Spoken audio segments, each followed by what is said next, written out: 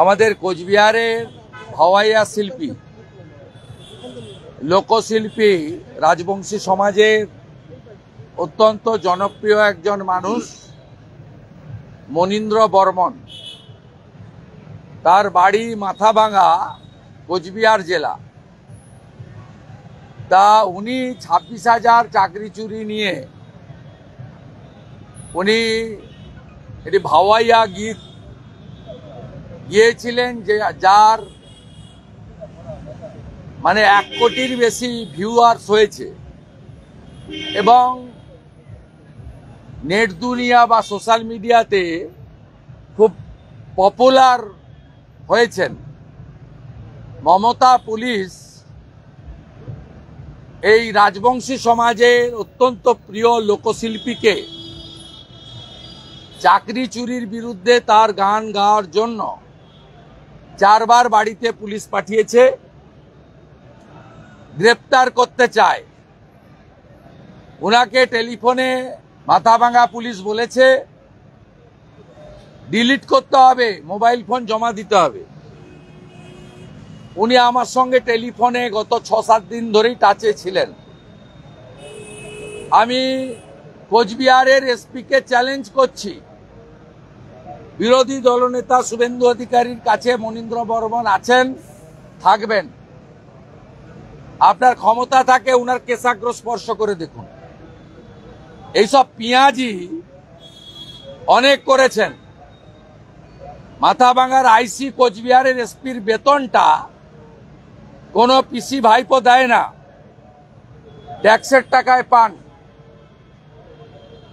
এবং আমরা লয়ারের পক্ষ থেকে, যেহেতু উনাকে লিখিত নোটিশ দেয়নি, এফআইআর করেছে কিনা আমরা জানতে পারিনি আজ পর্যন্ত,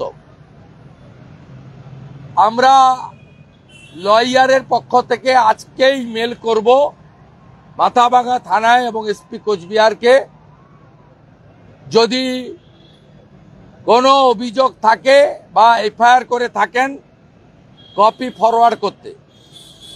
তারপরে আমরা জলপাইগুড়ি সার্কিট বেঞ্চে পুলিশের বিরুদ্ধে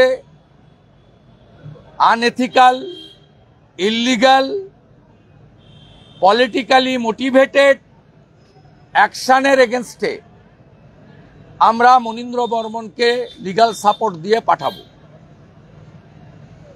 তাই আমি এই পয়েন্টটা আপনাদের মাধ্যমে, গোটা রাজ্যে মনীন্দ্র বর্মনকে নিয়ে আমি নিজেই শতাধিক ফোন এবং হোয়াটসঅ্যাপ মেসেজ পেয়েছি, অন্যরাও পেয়ে থাকতে পারেন। প্রচুর মানুষ চিন্তিত ছিলেন যে মনীন্দ্র বর্মনের উপর পুলিশি জুলুম ইউটিউবারদের মতো বা অনেক প্রতিবাদী শিল্পীদের মতো, অনেক কার্টুনিস্টদের মতো হবে কিনা। আমি সমগ্র রাজ্যের প্রতিবাদী জনগণ এবং মনীন্দ্র বর্মনকে নিয়ে যারা উদ্বেগে ছিলেন তাদেরকে জানাতে চাই যে তিনি রাজ্যের বিরোধী দলনেতার কাছে আছেন, থাকবেন, তাকে প্রয়োজনীয় সমস্ত রকম সাপোর্ট দেব। আমাদের ভিডিও ভালো লাগলে লাইক এবং শেয়ার করুন, কমেন্ট সেকশনে গিয়ে জানান আপনাদের মতামত।